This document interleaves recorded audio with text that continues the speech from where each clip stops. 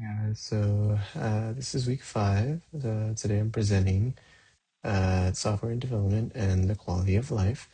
The main idea is that software is not neutral once people depend on it. Code can help people work, learn, heal, and connect, but it can also distract, manipulate, exclude, or harm. My position is that ethical software development should focus on human flourishing, not just functionality, growth metrics, or profit. This week asks us to think about software development as an ethical practice. We are looking at chapter 7, which focuses on ethical decisions in software development. Chapter 8, which focuses on how information technology affects society. Um, and the Faith Tech article about destructive versus redemptive innovation. We also have the principles of humane tech, which asks whether a product uh, supports rest, relationships, boundaries, and truth seeking. But the big question is whether the software is helping people live better or just keeping them stuck to a screen. The first major idea is that ethics needs to be a part of a whole software lifecycle, not something added at the end. Developer is not only responsible for whether the code runs, um, they're also a part of decisions about privacy, security, and reliability too. A product can work technically and still be ethically weak if it manipulates users or collects unnecessary um, or it ignores the people who are being affected by it.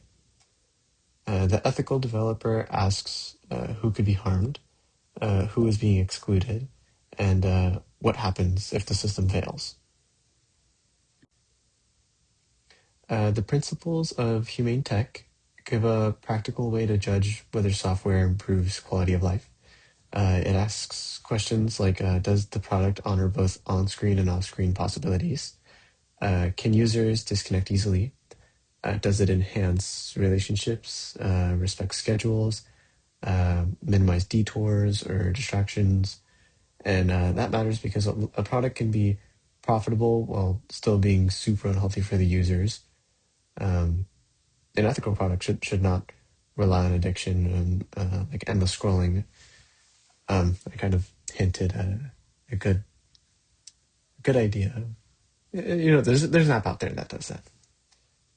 Endless scrolling or constant interruption. Wait, um, it should help people do what they came to do and then let them get back to their life.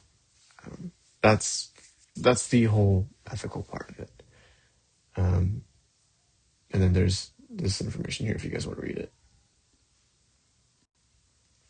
The Faith Tech article makes a helpful distinction between destructive innovation and redemptive innovation. Destructive innovation is the kind that changes markets and daily life, and that can be good. But it could also be like chaotic or like damaging. Redemptive innovation asks a deeper question, which is does this technology move people closer to healing, stewardship, or dignity? Um, and the article gives examples like platforms that can connect people, but also distort relationships. So the point is not that innovation is like automatically good or bad. The point is to ask what direction it's moving people towards. The IBM Watson connection shows high stakes softwares uh, can affect people's lives, like real people's lives. In healthcare, AI can help analyze information and support doctors, but it also raises concerns like ethical questions. If Watson recommends the wrong treatment, who's responsible? IBM? Is it the hospital? It's not the doctor, um, or was it the team that trained the system? There also is the question about data quality, bias, even like transparency. uh, an informed consent too. An AI system in healthcare should not be treated like magic. It has to be explainable. It has to be tested, and it has to be used as a support for human judgment, not like a replacement for it.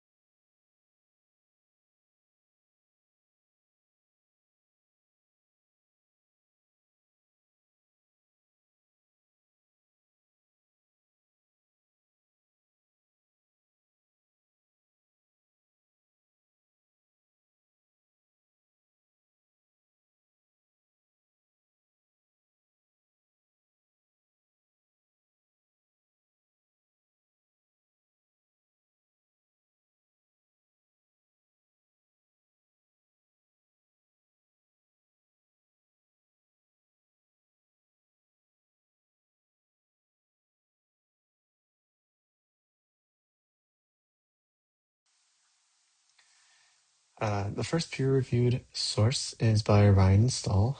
They argue that AI ethics guidelines need to become practical requirements for developers and organizations. And that connects directly to this week because ethical principles are not useful if they never shape design, testing, or deployment. Um, the second source by I never learned how to say their name, but I'm gonna try it. Godliaskas, right? And Smite uh, focuses on the well-being of software engineers. Um, their review shows that well-being is like multidimensional, um, and connected to an individual and organizational outcomes. So quality of life is not only about users, but it also includes the people building the systems.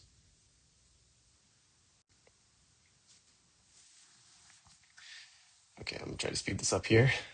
For biblical integration, I chose Micah 6:8 because it gives a strong ethical framework, which is act justly, love mercifully, love mercifully, yeah, and walk humbly. Justice applies to software by asking whether a system is fair and whether it exploits or includes people. Mercy means designing it with empathy, especially for users who might be vulnerable or dependent on the system. And humility means admitting that developers do not know everything, uh, testing assumptions, and listening when the users point out harm. For me, the verse connects directly to humane technology, because it pushes software development towards care, not just efficiency. And for the personal reflection, the topic connects to my experience with technology work because people trust tech workers with big things they don't fully understand or control. It's easy to think that the fastest fix is the best fix, uh, but from experience, that's not always true. Access is not the same thing as permission, and convenience is not the same as or is not the same thing as quality of life. If I were to be a part of a software team, I would want to ask whether the product respects users' boundaries, um, and improves their and genuinely improves their life.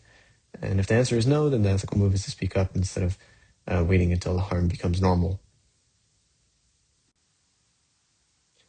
So to wrap this week up, week 5 shows that software development is ethical work. Uh, so software shapes habits, relationships, and decisions, and even trust.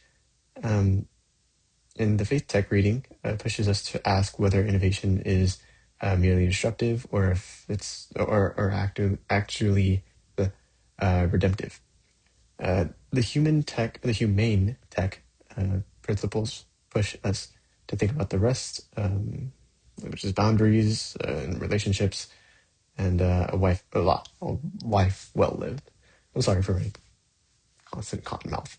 Um, my final position, though, is that responsible IT professionals should build software that helps people flourish, not just um, gets not just software that keeps people clicking.